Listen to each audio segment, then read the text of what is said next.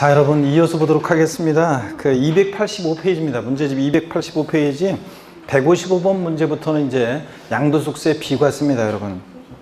그래서 우리 양도소득세 비과세 소득이 있는데, 비과세 소득의 종류가 있는데 어떤 것들이냐면, 양도소득세 비과세는요, 여러분, 먼저 파산 선고에 의한 처분으로 발생한 소득 비과세입니다. 그죠, 여러분들? 그래서 파산 선고에 의한 처분으로 인한 소득 비과세하고, 그 다음에 일정한 농지 교환 또는 분합으로 인한 소득 비과세하고요. 그래서 비과세 소득의 종류를 보면, 양도세 비과세 소득 종류를 보면, 먼저 파산 선고에 의한 자, 처분으로 발생하는 소득으로 인한 소득, 처분으로 인한 소득 비과세입니다. 채무자가 변제 불능 상태에 빠져서 법원에서 파산 선고를 내려요. 그러면 파산 선고를 받은 채무자의 재산은 이제 파산재단에 속하게 되고, 파산재단에 속한 채무자의 재산이 처분이 됩니다. 그럼 양도세를 누구한테 부과할 거예요? 자, 얘 빈털 처리라고 인정해 있는데, 그러니까 파산 선고에 의한 처분으로 발생한 소득은 어떻게 한다? 비과세합니다. 그 다음에 일정한 법령에 정하는 일정한 농지의 교환 또는 분합으로 인한 소득, 요거 비과세합니다. 분합으로 인한 소득 비과세. 그래서 농지 맞바꾸거나 나누거나 합치거나 분합으로 인한 소득 비과세고요. 그 다음에 비과세 소득 세 번째로요, 지적 제조사에 관한 특별법이요. 지적 제조사에 관한 특별법 규정에 따라서, 특별법 규정에 따라서 지적공무상 경계를 다시 이제 확정을 했더니, 지적공무상 면적이 증가돼서 징수하는 조정금 있잖아요. 조정금, 요거 비과세입니다. 지적재조에 관한 특별법 있잖아요. 이게 왜 생겼냐면, 여러분이 다른 과목에서 배웠겠지만, 이게 이제 우리나라 그 지적도라는 게 이제 일치시대 때 그 측량한 것을 바탕으로 해서 종이로 돼 있잖아요. 그러다 보니까 이게 부정확하고, 또 그 다음에 또 한 부분이 있고, 또 그 다음에 종이로 돼 있으니까, 자, 디지털화하는 작업도 하고, 자, 그럴 겸 해가지고 측량을 다시 합니다. 인공위성으로 요즘엔 측량하는 시대니까. 그래서 했더니 종전보다 토지 현재 상황은 변동이 없어요. 왜냐면, 자, 지금 다시 측량해가지고 이쪽 지금 현재 토지 지금 경계가 되어 있는 걸 갖다가 이쪽 토지 띄워가지고 여기다가 딱 이 사람한테 주고, 여기 띄워가지고 이 사람한테 주고, 막 이럴 수는 없잖아요. 그러니까 지적 공부상으로만 면적이 이제 늘어나기도 하고 줄어들기도 합니다. 다시 경계를 확정하다 보니까. 그럴 때 종전보다 지적 공부상 면적이 늘어난 사람한테는 조정금을 징수합니다. 자, 그리고 면적이 감소된 사람한테는 공무상 면적이, 자, 그러면 그 사람한테는 이제 조정금을 지급합니다. 그랬을 때 제가 증가라고 그랬어요? 이거 안 되는데. 증가가 아니라 보다 면적이 감소돼서, 이걸 이제 강조하려고 하는 건데, 감소돼서 면적이 줄어든 사람한테 이제 조정금을 지급합니다. 그럴 때 주는 주체가 이제 공적기관이잖아요. 이렇게 지급합니다. 그럴 때는 요 소득을 뭐한다? 비과세합니다. 근데 나중에 또 우리가 앞에서 배웠던 것이, 지적공상 면적이 증가돼서 징수하는 조정금은, 제가 추가해서 말씀드렸던 것 같은데, 면적이 증가됐을 때는 그 조정금은, 그때는 나중에 이 토지 소유자가 이 토지를 갖고 조정금을 부담했어요. 그랬다가 면적이 늘어나서 나중에 이 토지를 갖고 있다 팔 때 실제 토지를 취득하면서 낸 게 아니라 공부상으로만 면적이 늘어나면서 부담했던 거기 때문에, 이것은 이 토지를 양도할 때 양도세 계산 시에 취득가액에 포함한다, 제외한다? 제외한다 그랬습니다. 그래서 면적이 감소돼서 지급받은 조정금은 양도세를 비과세하고, 면적이 증가돼서 징수당한 조정금은 이 토지 팔 때 양도세 계산 시에 취득가액에 포함한다, 제외한다? 제외한다. 요거 작년 2019년 개정세법인데 아직 시험에 안 나왔기 때문에 꼭 두 가지 내용을 알아둡니다. 그래서 면적이 감소돼서 지급받은 조정금은 뭐하고? 비과세하고요. 그 다음에 네 번째로 1세대 1주택과 그 부속 토지요. 1세주택과 그 부토지 양도로 인한 소득 비과세입니다. 1세대 1주택과 그 부토지 양도로 인한 소득을 비과세하는데, 우리가 1세대 1주택 비과세는, 여러분 보세요. 1세대 1주택 비과세는 주택 양도소득만 비과세하는 게 아니라, 주택과 함께 양도되는 일정 면적까지 주택 부토지 양도로 인한 소득을 비과세하는데, 이 비과세되는 주택 부토지 범위가 주택 정착 면적이에요. 주택 정착 면적에 정착 면적에 자, 도시지역은 몇 배요? 도시지역은 몇 배? 5배. 도시지역은 5배. 도시지역 밖은 몇 배요? 10배까지 그 양도로 인한 소득을 비과세합니다. 그래서 이건 도시지역이고 그 다음에 이건 도시지역이고 도시지역 바뀌고 자, 이렇게 해서 비과세합니다. 또 이때 1세대 1택 비과세에서 이 주택은 고가주택은 포함한다, 제외한다? 1세대 1택 비과세에서 이거 고가주택은 포함해, 제외합니다. 고가주택은 실거래가액 9억 원 초과하는 고가주택은 1세대 1택 비과세를 배제하기 때문에 항상 고가주택, 1세대 1택 비과세 나올 때는 고가주택은 제외입니다. 고가주택은 비과세 배제되고 과세가 됩니다. 이렇게 해서 비과세 소득 얘네들 꼭 여러분들이 알아두라고 했습니다. 종류를. 근데 여기다가 시험에서는 다음 중 소득세법상 비과세 소득이 아닌 것은 그래가지고 뭘 집어넣고 물어볼 수 있냐면요. 우리가 대표적으로 감면소득이 있습니다. 조세특례제한법상 감면소득이 있는데 대표적으로 어떤 게 있냐면 일정한 농지 대토로 인한 소득이에요. 농지 대토로 인한 소득은 감면합니다. 또 8년 이상 농지 소재지에서 8년 이상 농지 소재지에 제촌하면서 작용한 농지 양도 소득도 이것도 어떻게 하냐? 감면소득입니다. 그래서 다음 중 소득세법상 비과세 소득이 아닌 거. 그래서 얘네들 들어가 있으면 얘네들 골라야 돼요. 얘네들은 비과세 소득이 아니라 보다 감면소득입니다.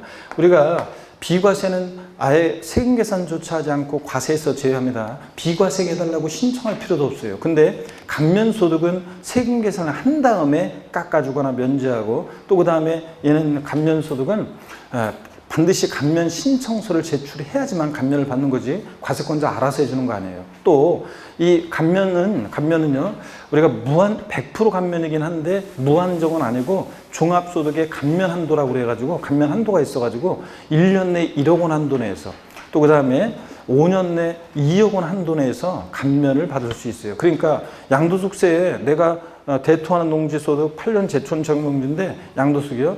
만약에 산출세액이 1억 2천이 나왔어요. 그러면 1억 원까지는 감면을 받을 수 있는데 근데 2천만 원에 대해서는 양도세가 부과가 돼요.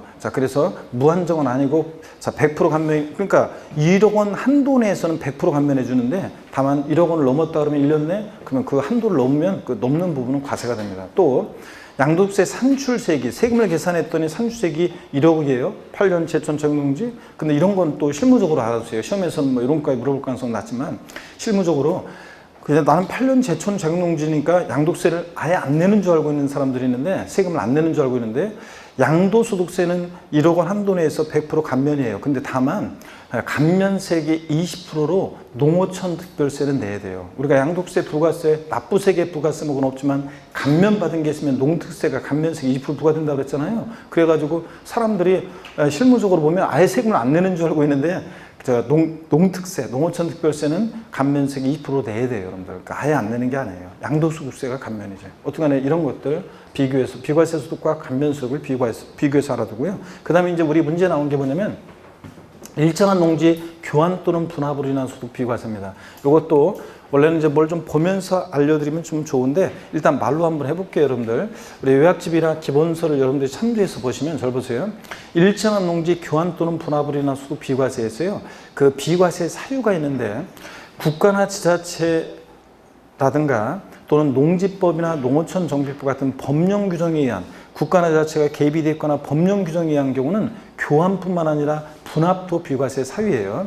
그리고 악용의 소지가 없어서 단서 조건이 없는데 경작상 필요에 의한 경우는 요거는 교환만 비과세 사유고 분합은 안 돼요. 분합은 나누거나 합치거나 복잡한 거라 경작상 필요에 의한 경우는 분합은 비과세 사유가 아니고 뭐만 교환만 비과세 사유고 또 단서 조건이 있어요. 경작상 필요에 의한 경우는 악용의 소지를 막기 위해서 신농지에서 3년 이상 거주 경작해야 한다는 단서 조건이 있고요. 또 교환 분합으로 인한 소득 비과세에서는 몇 년 나왔다. 무조건 몇 년이냐면 3년입니다. 무조건 3년만 나와요, 기간은. 자, 그러면 155번 문제 한번 보겠습니다. 기출 문제인데요. 소득세법상 농지 교환으로 인한 양도세 관련해서 가로 안에 들어갈 내용으로 옳은 거 그랬습니다. 경작상 필요에 의해서 농지를 교환, 요거는 분합은 안 돼요. 경작상 필요한 경우는 교환만 비과세 사유예요. 그리고 교환에 의해서 새로 취득하는 농지를, 자, 단서 조건이 있어요. 몇 년 이상? 하여튼 몇 년 나왔다 무조건 몇 년이에요? 교환분합이나 비과세에서는 3년 이상 농지 소재지에 거주하면서 경작하는 경우, 가로 안에 새로운 농지 취득 후 몇 년 이내, 자, 무조건 몇 년? 3년 이내 법령에 따라 수용되는 경우 포함해서 교환하는 쌍방 토지가액의 차액이 가액이 큰 편에 얼마요?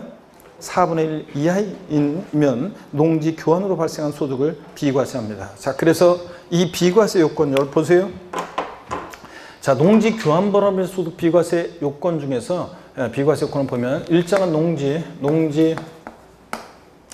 교환 또는 분합으로 인한 소득 비과세 있잖아요. 비과세 요건을 좀 한번 볼게요. 비과세 요건은 이렇습니다. 쌍방 교환 분합하는 토지가액의 차액이요. 쌍방 교환 분합하는 토지가액의 차액이 가액이 큰 편에 얼마? 4분의 1 이하야 돼요. 그러면 한번 볼게요. 교환 분합하는 A 농지 가격은 예를 들어서 이게 10억 원, 교환 분합하는 B 농지 가격은 예를 들어서 이게 8억 원. 자, 그럴 때 교환 분합하는 쌍방 토지가액의 차액이요. 차액이 얼마입니까? 2억. 차액이 큰 편 토지 가격에, 큰 편 토지가 얼마?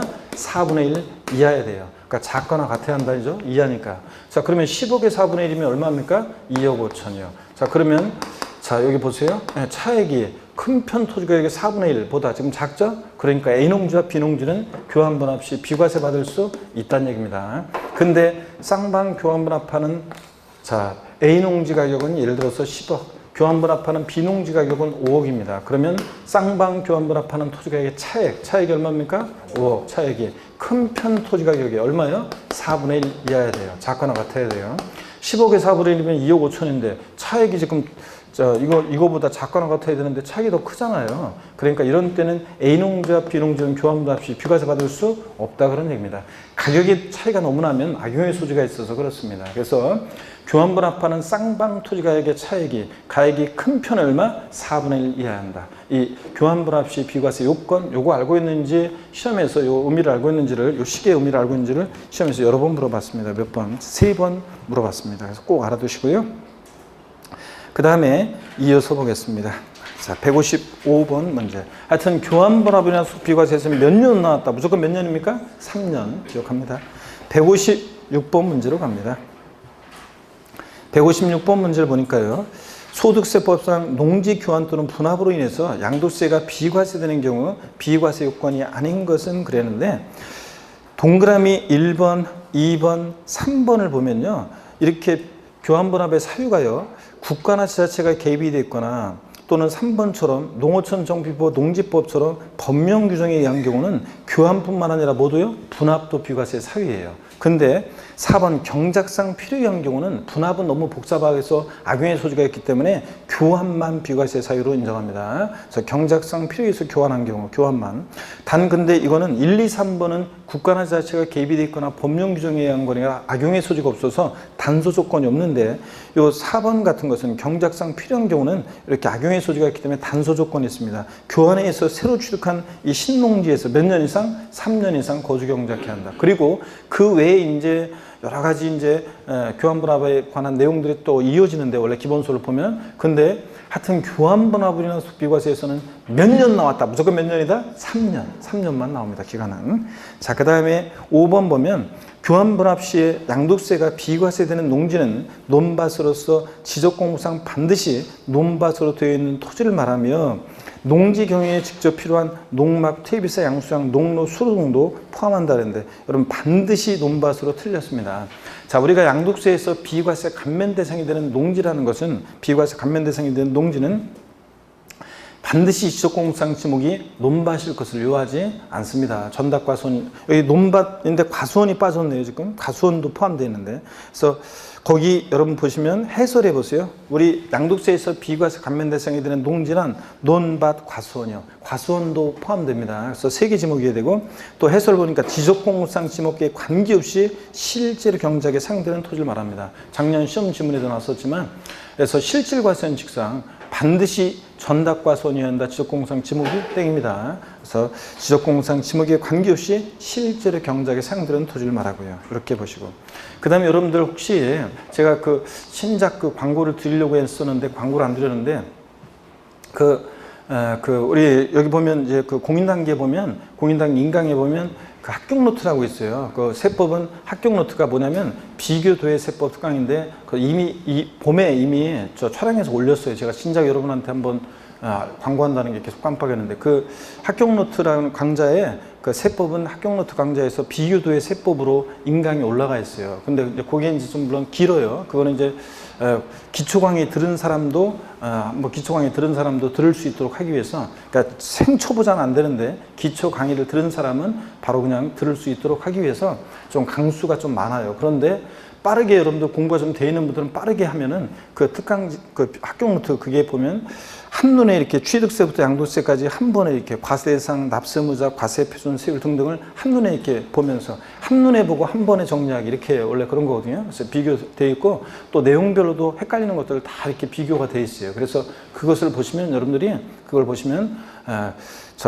우리가 세법을 좀 더 여러분들이 한 번에 이렇게 정리를 할 수 있습니다. 요약집 내용을 더 이제 압축해 놓은 건데, 말하자면 제가 이제 딴 데서 하는 요약집을 압축해 놓은 건데, 그 시험에 나오는 중요 내용들이 다 들어가 있습니다. 그래서 여러분들이 그것도 여러분들이 한번 강좌를 들으시거나 나 세법이 자꾸 헷갈린다 이런 분들은 그걸 한번 강의 일자를 빠르게 들으시거나 이렇게 하면서 그 특강집은 원래 그 합격노트는 그게 이제 그 사전처럼 원래 이제 특강용인데 근데 이제 공인단계에서는 길게 촬영을 했어요. 그래서 여러분들 그거 갖고 다니면서 사전처럼 그걸 정리할 수 있고 또 그거로 정리하는 분들도 있어요. 그래서 그거로만. 그래서 그거 여러분들이 한번 꼭 들어보시길 당부드립니다. 여러분들. 그러면 이론이 헷갈리는 것들이 세법이 정리가 쫙 될 거예요. 여러분들.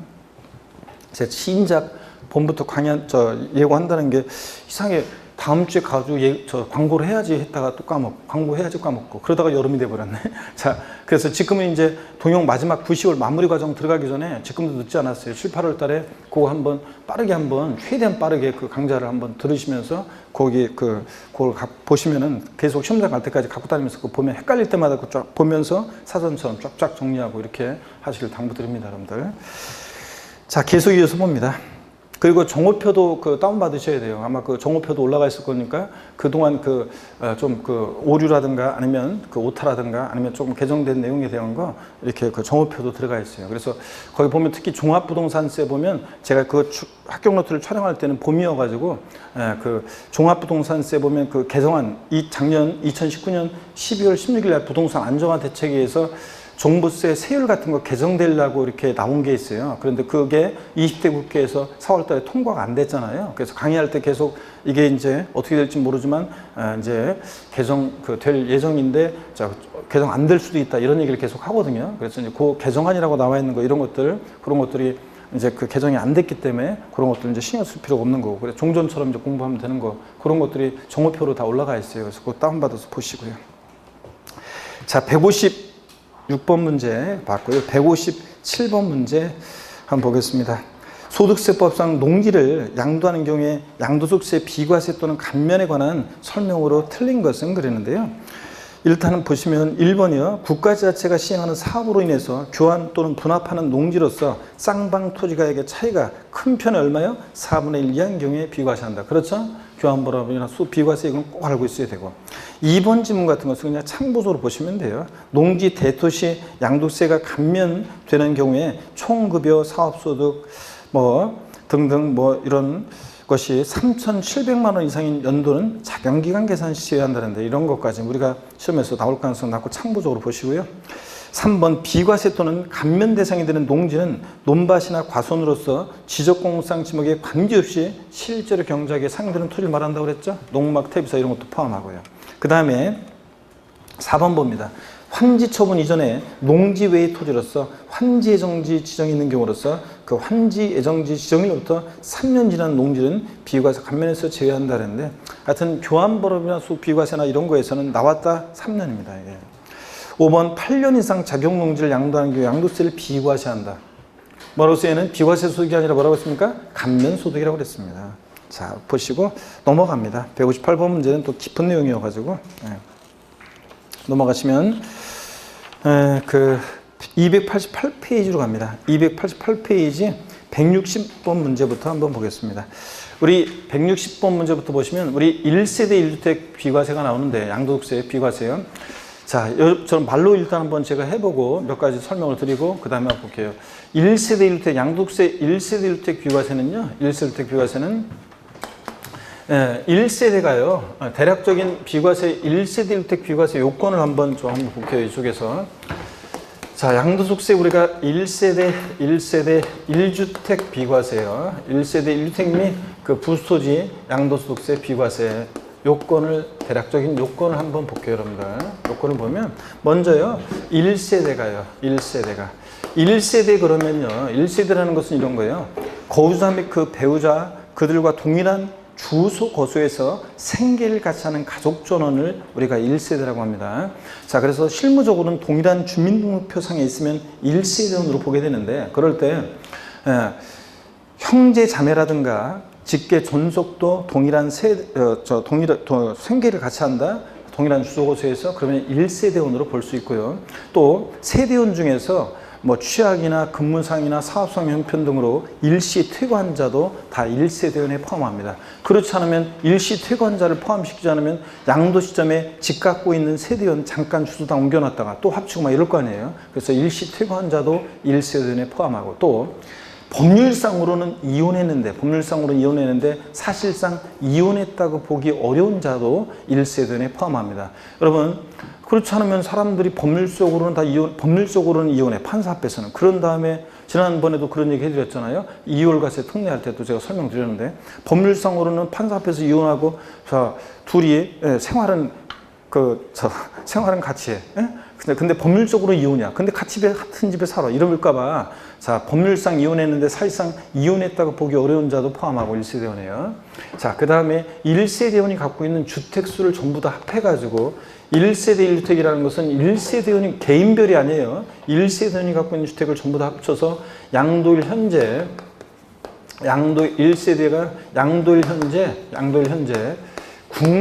우리나라 국내에 1주택을 보유해야 됩니다. 1주택을 보유해야 돼요. 그러면 여러분 봅니다. 양도일 현재만 1주택이면 돼요. 과거에 집이 몇 채 있었는지는 상관없어요. 양도일 현재만 1주택이면 되고. 자, 그 다음에 국내 1주택이면 돼요. 자, 그래서 해외에 있는 주택은 주택수 계산에 포함한다, 안 한다? 안 해요. 우리나라 국내 주택 한 채가 있고요. 해외 주택 한 채가 있는데 국내 주택을 양도할 때 1세대 몇 주택 양도로 봐? 1주택 양도로 봅니다. 해외에 있는 주택은 주택수 계산에 포함하지 않습니다. 자, 그 다음에 또요. 요거요. 1주택을, 양도일 국내 1주택을 몇 년 보유해야 돼? 2년 보유를 해야 됩니다. 2년 보유를.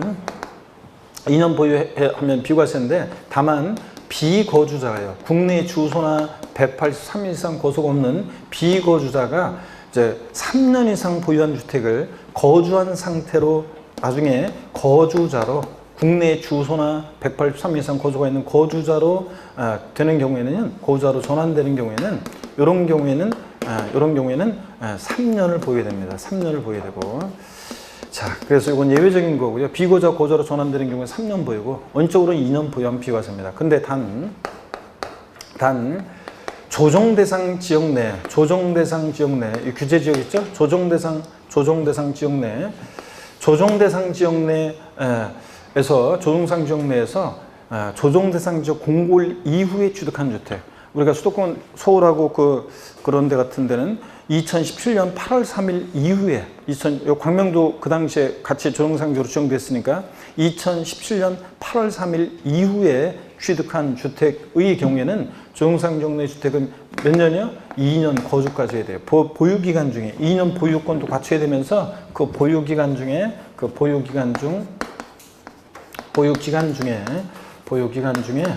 자, 몇 년을 거주해야 돼? 2년을 거주해야 됩니다. 자, 조정상지역 내 주택은 2년 거주다. 근데 조정상지역 공고일 이전에 취득한 주택이다 그러면 그냥 2년 보유만 하면 되고, 자, 조정상지역 공고일 이후에 취득한 주택일 때는 몇 년 거주까지 해야 된다? 보유기간 중에 2년 거주까지 한다는 거 꼭 기억하고요, 여러분들. 자, 그 다음에 계속 이어서 봅니다. 자, 그 다음에 미등기 아니어야 돼요. 미등기 양도하면 배제됩니다. 미등기 양도 아니어야 되고, 또 고가주택도 고가주택도 아니어야 됩니다. 고가주택도 여기 주택에서 이렇게 할까요? 여기 주택에서 고가주택은 아까 말씀드렸어요. 고가주택은 포함한다, 제외한다? 제외합니다. 고가주택 제외고, 고가주택은 비과세 배제되기 때문에 고가주택 제외고요.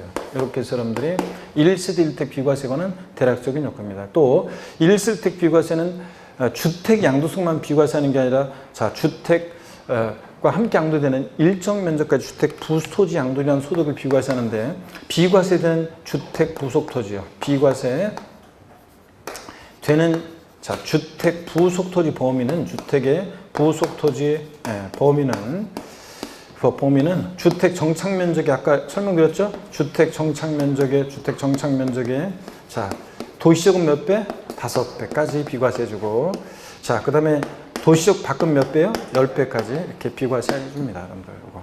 자 이렇게 해서 도시적 또 5배, 도시적 밖은 10배까지 이렇게 해서 1세대 비과세 대략적인 이 요건을 여러분들이 알고 그 다음에 우리가 한번 보도록 하겠습니다. 잡다한 것들은 이제 볼 거고 우리가 1주택을 보여야 되는데 주택이 두 채예요. 그중에 먼저 양도하는 주택에 대해서 1주택 양도로 보기도 합니다. 그래서 여러분 예외가 있어요. 잠깐만 보실까요?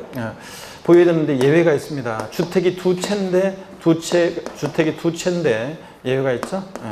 주택이 두 채인데 1주택 양도로 보는 예외도 있고요. 2년 보유를 해야 되는데 2년 미만 보유에도 비과세 받을 수 있는 또 예외가 있습니다. 2년 미만 보유에도 비과세 받을 수 있는 예외가 있고요. 그래서 이렇게 해서 요 특례 예외 이제 1세대 2주택인데 1주택 양도로 보는 특례 또 2년 미만 보유했는데도 비과세 받을 수 있는 특례 이런 것들이 또 중요하고요. 자 그러면 먼저 160번 문제부터 한번 보겠습니다. 160번 문제 보니까 소득세법상 양도소득세의 비과세 대상이 아닌 것은 그랬습니다. 1번에 조정 대상지역이 아닌 1세대 2주택 중에서 1주택은 멸실하고 나머지 주택, 2년 보유한 주택을 양도하는 경우 1세대 1주택 양도세 비과세가 적용된다는데 여러분요 주택이 두 채 있었는데 하나는 멸실했어요. 그러면 주택이 아니잖아요. 멸실했으니까. 그러면 1주택 된 거죠? 그러니까 비과세 된다. 맞습니다. 2번입니다. 종전주택 취득 후 1년 경과된 후에 서울특별시에 신주택을 매입하여 3년 이내에 자 파주시 소재 종전주택이요. 2년 보유하고 조정상적 아닙니다. 양도한 경우 1세대 2주택은 1세대 1주택에 비과세가 적용된다는데 요거 우리가 어떤 거냐면 요거는 우리가 주택이 두 채인데도 1주택 양도를 본 특례에서 우리가 일시적 2주택이요. 자, 주거 이전 등을 위한 일시적 2주택 특례인데요. 요거는 이제 제가 본격적으로 집중적으로 좀 요거는 좀 설명을 드릴게요. 우리가 이제 1세대 2주택 특례를 쭉 설명하기가 좀 그런데 일단 요거 지우고 한번 보겠습니다. 일시적 2주택 특례요. 요건 제가 자세히 한번 설명을 드려볼 테니까 여기 한번 보세요. 어떤 거냐면 먼저 우리가 일시적 2주택 특례요. 일시적 2주택 특례입니다. 특례를 보시면 먼저 요건 이런 거예요. 종전 주택이 있었습니다. 요거 종전 주택이 있는데요. 종전 주택이 있고 그 다음에 이사 가려고 새로운 신주택을 취득합니다. 신주택을 취득해요. 자 그랬을 때 요거 종전주택 취득 후 있잖아요. 종전주택 취득 후 1년 경과된 후에 1년 경과 후에 신주택을 새로운 주택을 취득했어야 돼요. 그랬어야지 특례 적용됩니다. 그런 거지 종전에 주택 하나 샀어요. 10개월 만에 또 산 주택이에요. 그럴 때는 특례 적용받을 수 없습니다. 자, 1년 경과된 후에 신주택을 취득했어야 되고 또 여기 이 신주택 취득일로부터 있잖아요. 종전주택은 몇 년 내 양도하면 되냐면 3년 내 원칙적으로 3년 내 양도를 하면 주택이 두 채인데도 종전주택 양도했을 때 1세대 1주택 양도로 봐서요.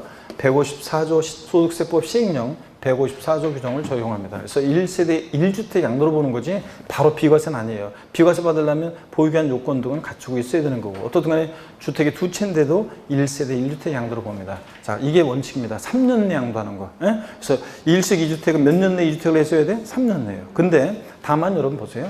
이 종전주택이 조정대상 지역에 있고요. 조정상 지역에 있고 규제 지역에 그 다음에 신주택도 조정상 지역에 있어요. 자, 그럴 때는 둘 다 조정상적이 있을 때는 보세요. 이 신주택 취득일부터 종전주택을 몇 년 내에 팔아야 되냐면 이거 1년 내에 양도해야 됩니다. 1년 내에 양도해야 되고 또 그 다음에 또 여기 보세요. 이 신주택으로요. 이 신주택으로 세대 전원이 1년 내 신주택 취득일부터 1년 내 이사를 오고 또 그 다음에 주민등록 전입 신고까지 해야지만 자, 요 종전주택 양도했을 때 1세대 1세 양도로 비과세 적용받을 수 있습니다. 규정을. 자, 그래서 둘 다 정상적이 있을 때는 몇 년 내? 1년 내 양도해야 됩니다. 또 신주택으로 1년 내 이사도 오고 뭐 해도 해야 돼? 전입신고도 해야 돼요. 근데 여러분 보세요. 둘 중에 하나라도 조정상적이 있지 않으면요. 그럴 때는 몇 년 내 양도하면 돼? 3년 내. 둘 다 조정상적이 있을 때가 몇 년 내요? 1년 내입니다, 여러분. 자, 그래서 이것도 확실하게 알아두시고요. 됐습니다. 그러면 160번 문제 2번 지문이요. 이건 종전주택 취득 후 1년 경과된 후에 서울특별시에 조정상적의 신주택을 매입했습니다. 3년 내 파주시, 지금은 이제 파주시가 조정상적이 됐나 안 됐나 모르겠네. 파주시도 포함한다고 안 한다고 했다가 포함한다고 한 것 같기도 하고. 자, 어떻게 됐는지 모르겠지만 파주시 소재 종전주택 이 조정상적 아니라고 했어요. 자, 그래서 양도한 경우에 둘 다 조정상적이 있을 때가 1년 내지 둘 다 조정상적 하나라도 조정상적이 있지 않을 때는 몇 년 내요? 3년 내 양도하게 되면 1세대 주택은 1세대 주택 그 비과세가 적용된다는데 그렇죠, 여러분들? 3년 내 양도했으니까.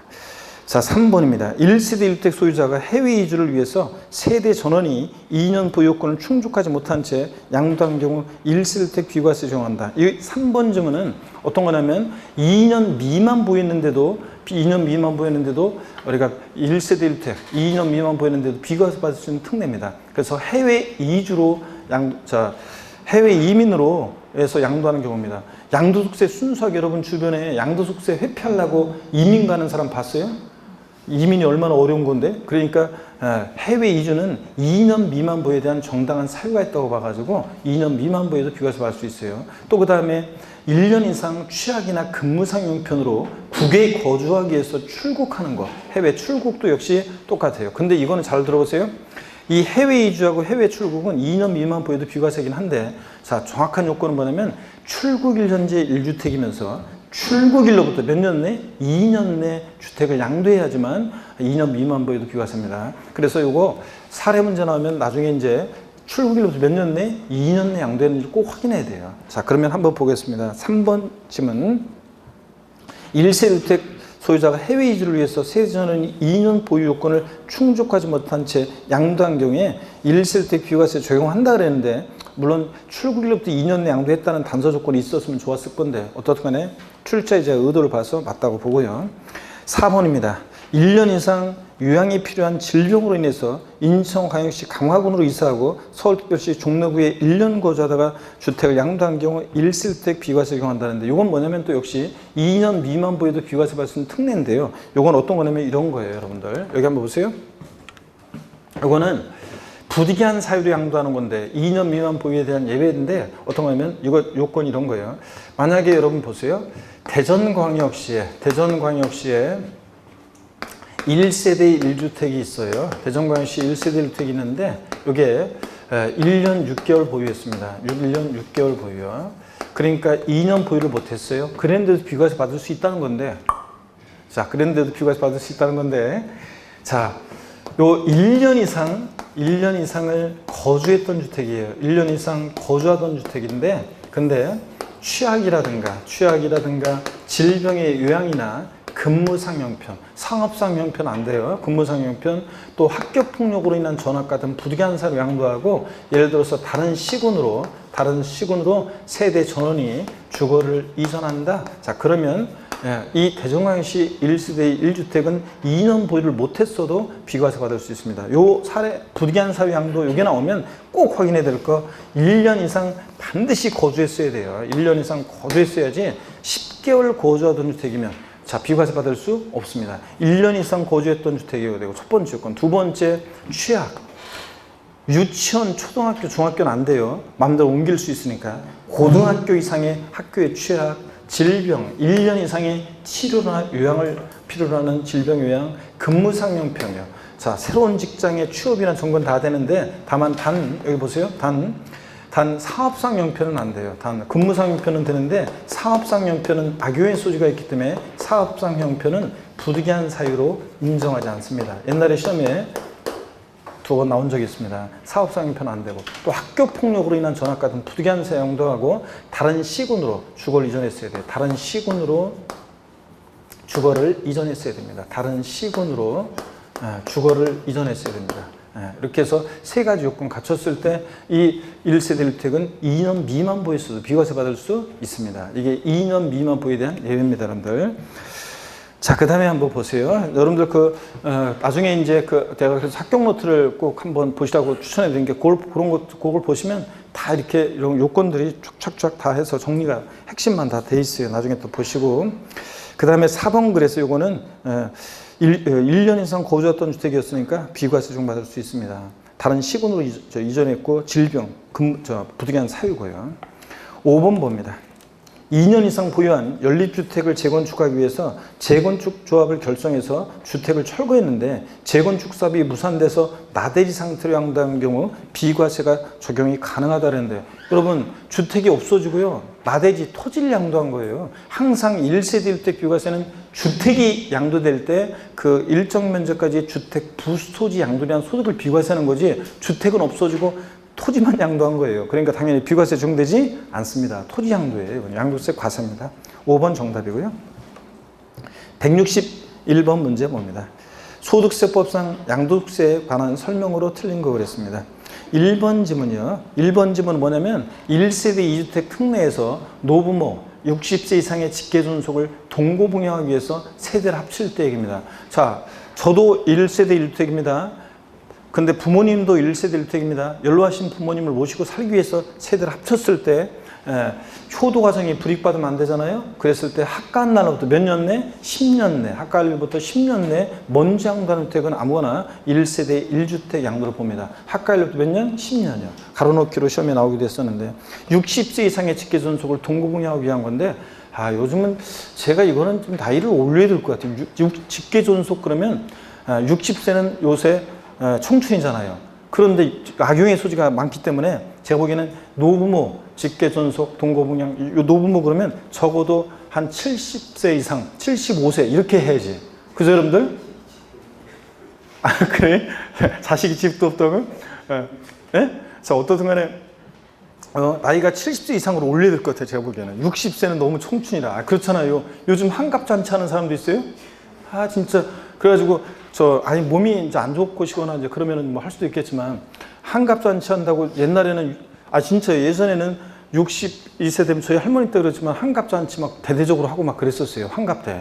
그런데 저희 할머니 돌아가신 할머니 생각해보면 옛날에 막 그랬던 거 생각이 나요. 그런데 지금은 환갑잔치 한다고 62세가 그럼 욕먹지 사람들한테. 제가 그래서 하여튼 근데 우리 세법에서는 60세 이상이 직계존속입니다. 1번 질문 볼게요.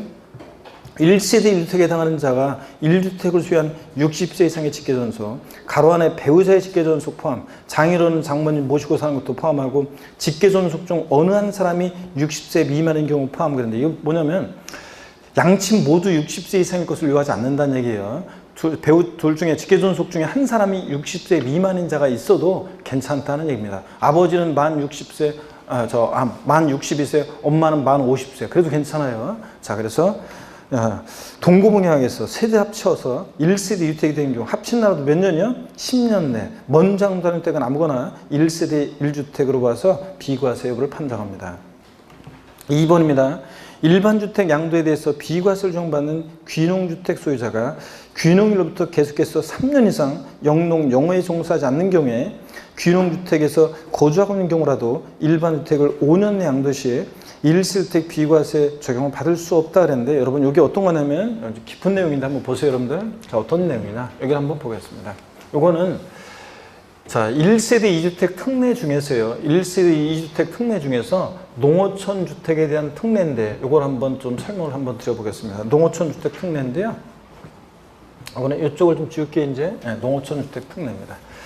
자, 어떤 거냐면 농어촌에 소지하는 주택이 있고요. 농어촌에 소지하는 주택이 있고 농어촌 소재 주택이 있고 그 다음에 일반 주택이 있습니다. 일반 주택이 있습니다.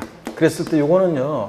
그래서 1세대 2주택일 때는 자, 어떤 주택을 먼저 양도해야 되냐면 이 일반 주택을 먼저 양도할 때 자, 이게 포인트예요. 일단 일반 주택을 먼저 양도할 때 이게 1세대 1주택 양도로 봅니다. 주택이 두 채 있어도요. 근데 이 농어촌 주택을 요것을 먼저 양도하잖아요. 요거 먼저 양도하면 요거는 1세대 2주택 양도로서 과세입니다, 여러분. 자, 근데 이제 요거만 알아도 되는데 좀 깊은 내용이 있어요. 농어촌에 소지하는 주택 특례에서는요.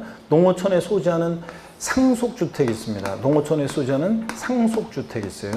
피상속인이 그냥 요건 그냥 듣기만 들어보세요. 요거는 이제 돌아가신 피상속인이 5년 이상 거주했던 주택을 상속받았어요. 읍면지역, 농어촌에 소지하는 주택을. 도시에 일반 주택이 있었는데요. 그래서 1세대 2주택이 됐을 때는 이런 때는 어느 주택을 먼저 양도하면요. 예? 이거 농어촌에 소지하는 상속주택을 먼저 파는 게 아니에요. 어느 주택을 먼저 양도할 때 이 일반 주택을 이것을 먼저 양도하면 1세대 때 양도를 봅니다. 또 농어촌을 떠나려는 사람이 자 도시에요. 농어촌을 떠나려고 5년 이상 농사 지었던 이농인이 거주했던 주택인데 5년 이상을 거주했던 주택인데 농어촌을 떠나려고 도시에 일반 주택을 취득했어요. 그래서 1세대 2주택이 됐을 때 너마저 농어촌 떠나면 누가 농어촌 지키냐 그런 의미에서 이 사람이 일반 주택을 먼저 양도할 때 1세대 양도를 봅니다. 또 농어촌으로 귀농하려고 귀농주택 농어촌에 소지하는 귀농주택을 취득하면서 1세대 2주택이 됐을 때는 귀농하기 위해서 일반 주택을 먼저 양도할 때 1세대 양도를 봐요. 근데 여러분요. 이건 누군가 죽었어야 되고 농사 지으면서 5년 이상 살고 있었어야 되고 그러니까 요 상속주택과 인용주택은 악용의 소지가 없어가지고 보세요. 이게 좀 깊은 내용이지만 양도시기 제한이 없어요. 이거는 양도시기 몇 년 내에 양도해야 한다. 양도시기 제한이 없습니다. 자 그런데요. 이 귀농주택은 악용의 소지가 많기 때문에 거기 왜 저 농지 절대 농지인데 농지하고 막 주택 같은 걸 농가주택 같은 걸 샀어요. 그러면 청문회 같은 거 할 때 보면 제가 공직을 마치면 거기 가서 귀거래사 농사 지으면서 제가 여생을 보내려고 합니다. 이렇게 얘기하는 사람들 치고 거기 가서 농사 짓고 사는 사람을 본 적이 없어요. 어떻게 하냐면 보세요. 악용의 소지가 많기 때문에 이 귀농주택은 요건이 굉장히 쫙 있어요. 그래서 자세한 거 알 필요는 없는데 한번 들어보세요. 이 귀농주택 고가주택 아니어야 되고 또 농사 짓겠다면서 텃밭 가지고 농사 짓는다고 하면 안 되니까 1000제곱미터 이상의 농지를 소유해야 되고 이 귀농주택은 대지 면적 쭉쭉방 660제곱미터 이내에 되고 또 사후관리 요건이 있어요. 자, 귀농하겠다고 요건 갖춰가지고 내려가서 비과세 받은 다음에 몇 개월 만에 바로 올라온 걸 막기 위해서 3년 이상 거주 영작해야 돼요. 3년 이상. 또 그 다음에 얘는 양도시기 제한이 없다고 그랬죠. 몇 년 내 양도한다 제한이 없는데 이 귀농주택은 귀농주택 취득 후 이 귀농주택 취득 후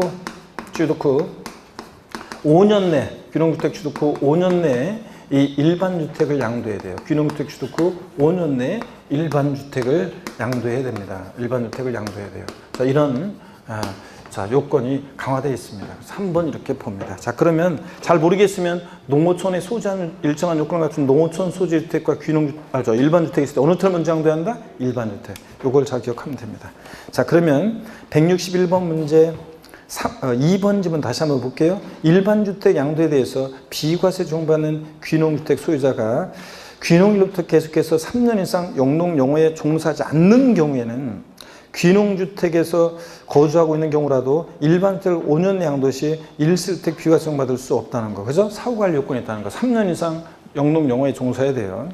그 다음에 3번 1년 이상 거주한 주택을 첫 번째 조건입니다. 취약, 유치원, 초등학교, 중학교 제외하고 질병, 근무상여편으로 세대 전원이 다른 시군으로 주거 이전한 경우에는 2년 이상 보유하지 않더라도 이 비과세 받을 수 있다고 그랬습니다. 그렇죠, 여러분들? 요거 1년 이상 거주했는지 꼭 확인하셔야 돼요. 또 부득이한 사유 확인하시고요. 사업상여편 같은 건 안 되고. 그 다음에 4번입니다. 1세대 1주택 비과세권을 충족한 경우라도 실거래가액이 9억 원을 초과하는 고가주택을 양도할 때는 양도세, 비과세 배제되고 뭐한다? 과세가 됩니다. 고가주택은. 자, 실거래가 10억, 실거래가액이 10억이다? 그러면 고가주택이란 말이 없어도 고가주택이고 1세대 1주택 비과세권 갖춘 고가주택은 자, 비과세 배제되고 과세가 되는데 다만 실거래가액 9억 원까지는 고가주택이 아니니까 비과세지고 9억 초과액만 과세합니다. 그래서 비과세권을 충족한 고가주택의 양도차익 계산할 때 장기보유풍제 계산할 때는 안분 계산했습니다. 그죠 여러분들? 그래서 전체 양도차익 곱하기 양도가액분의 양도가액 마이너스 9억 원 이렇게 안분했다고 그랬잖아요. 그 다음에 5번입니다. 상속으로 여러 사람이 공동으로 소유하는 1주택은 각각의 소유로 본다는데 이게 이제 공동 상속주택 이게 틀렸는데 어떤 얘기인지 한번 볼까요, 여러분들? 이게 틀렸는데 한번 보세요, 여러분들. 이게 틀렸는데 어떤 얘기냐? 한번 설명을 이쪽에 한번 드려볼까요? 이쪽 가서 자, 한번 보겠습니다. 무슨 얘기냐면 공동 상속주택이 있어요. 공동으로 상속받은 공동 상속주택이 있습니다. 공동 상속주택이 있어요. 자, A라는 공동 상속주택이 있는데, 자, 요게 갑을병 3명이 공동 상속인들이 공동 상속받은 주택이고요.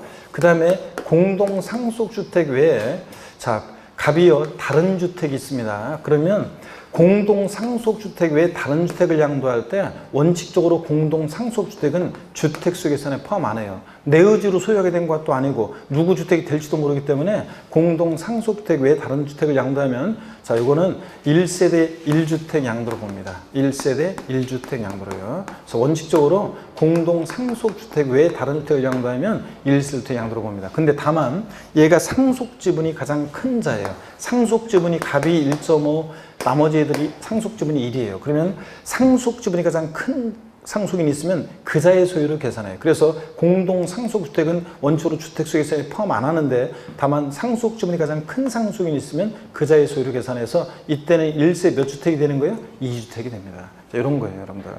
자, 그래서 5번 질문, 상속으로 여러 사람이 공동으로 소유하는 경우에 각각의 소유로 본다 그랬는데 원칙적으로는 주택수 계산에 포함하지 않고 상속지분이 가장 큰 상속인이 있으면 그 자의 소유 계산하니까 각각의 소유 계산한다. 틀렸어요, 여러분들? 네, 요거. 그런데 요거하고 비교해야 될 게 뭐냐면요. 요거하고 여러분들이 비교해야 될 게 뭐냐면 이런 거예요. 요거하고 비교해야 될 게 여기 한번 지어볼게요. 공동 상속주택과 비교해야 될 게 공동 소유주택이에요. 한번 보세요, 여러분. 자, A라는 공동 소유주택이 있습니다. 공동 소유주택이 있어요. 공동 소유주택. 그래서 좀 깊은 내용이지만 한번 봅니다. 공동 소유주택이 있는데 만약에 이게 갑지분이 90%, 을지분이 10%인 공동 소유주택과 그 다음에 다른 주택을 소유하고 있는 을이 공동 소유주택 외에 다른 주택을 양도할 때 있잖아요. 요때는 1세대 2주택 양도로 봅니다. 1세대 2주택 양도로요. 자, 무슨 얘기냐면 공동 소유주택은 지분이 크든 작든 공동 소유자 각각의 소유를 계산합니다. 그래서 실무적으로도 보면 지분이 작으니까 자기 주택이 아니라고 생각해가지고 나 주택 비주택 양도할 때 당연히 1세대 1주택 양도라고 생각해가지고 양도세 신고 안 하고 나 비과세인데 신고 안 하고 있다가 나중에 그냥 큰 이제 세무서에서 안 내면 나오고 그러면서 이제 나중에 이제 낭패를 당하는 경우가 있는데 공동 소유주택은 공동 소유자 각각의 소유를 계산합니다. 공동 상속주택과 비교합니다. 공동 상속주택 원칙 주택수 계산은 포함 안 하고 상속지분이 가장 큰 상속인이 있으면 그 자의 소유를 계산합니다. 그런데 공동 소유주택은 지분이 크든 작든 공동 소유자 각각의 소유를 계산합니다. 이건 내 의지로 소유한 게 아니니까 그렇고 이건 내 의지로 소유한 거니까 지분이 크든 작든 공동 소유주택은 공동 소유자 각각의 소유를 계산합니다. 아시겠습니까, 여러분? 요거. 자, 그래서 5번 하여튼 공동 상속주택이니까 각각의 소유를 본다 틀렸습니다. 공동 소유주택과 비교합니다. 162번 문제 있죠? 162번 문제 별표시합니다. 162번 문제 별표시하시고 보니까 소득세법상 1세대 1주택 양도소득세 비과세 대상에 해당하지 않는 것은 그랬습니다. 1번에 파주시에 소지하는 주택을 2년 동안 보유하다가 양도한 경우에 비과세 받을 수 있겠습니까, 여러분? 네?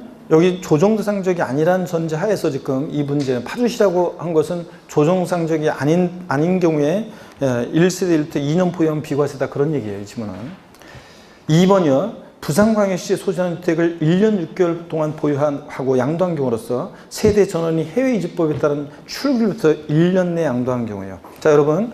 아까 해외 이주는 2년 미만 보유에 대한 정당한 사유가 된다고 그랬죠? 2년 보유를 못했지만 1년 6개월밖에 보유 못했어. 그렇지만 출국일로부터 몇 년 내? 2년 내 양도하게 되면 1세부터 양도를 봅니다. 그래서 1세부터 양도를 봐서 2년 보유 못했어도 비과세입니다. 3번이요. 대전광역시 소지하는 주택을 1년 6개월 동안 보유하고 1년 동안 거주하던 중 양도한 경우로서 기획재정부의 영이 정하는 근무상 형편으로 다른 시로 이사한 경우. 제가 그랬죠? 2년 보유를 못했지만 1년 이상 거주하던 주택이었고, 자, 취약, 질병, 근무상 형편, 학교폭력 같은 부득이한 사유 양도하고 다른 시군으로 세대 전원이 주거를 이전하면 비과세 받을 수 있다고 그랬습니다.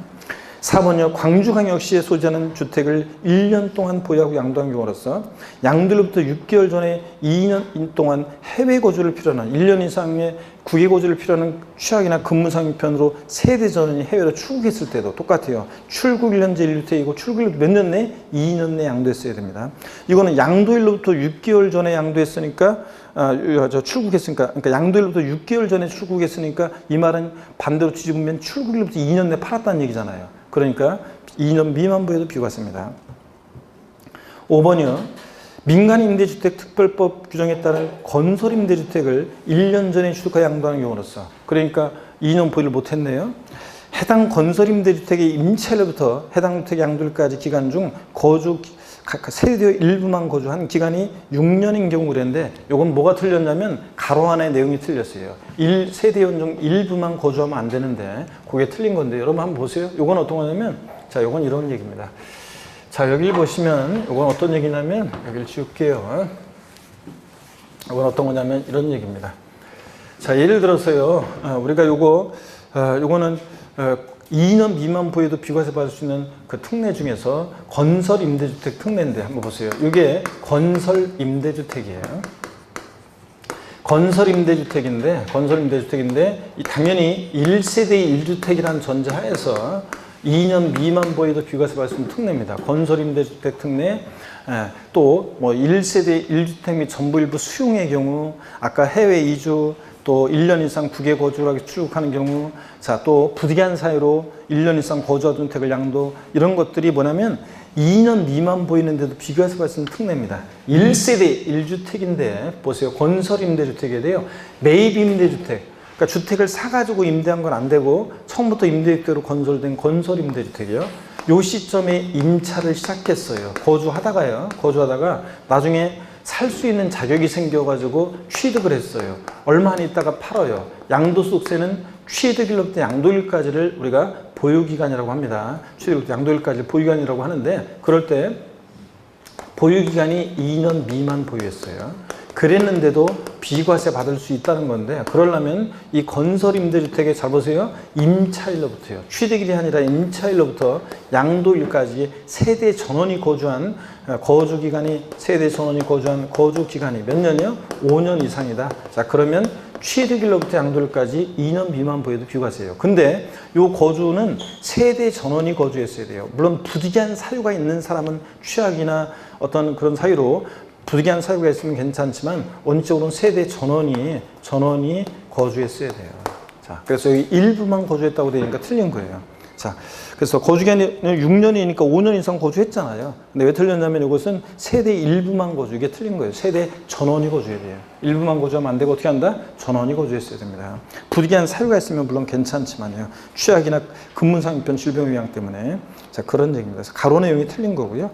그 다음에 164번 문제 별표시합니다. 164번 문제 별표시고요. 164번 문제 별표시하고 보겠습니다.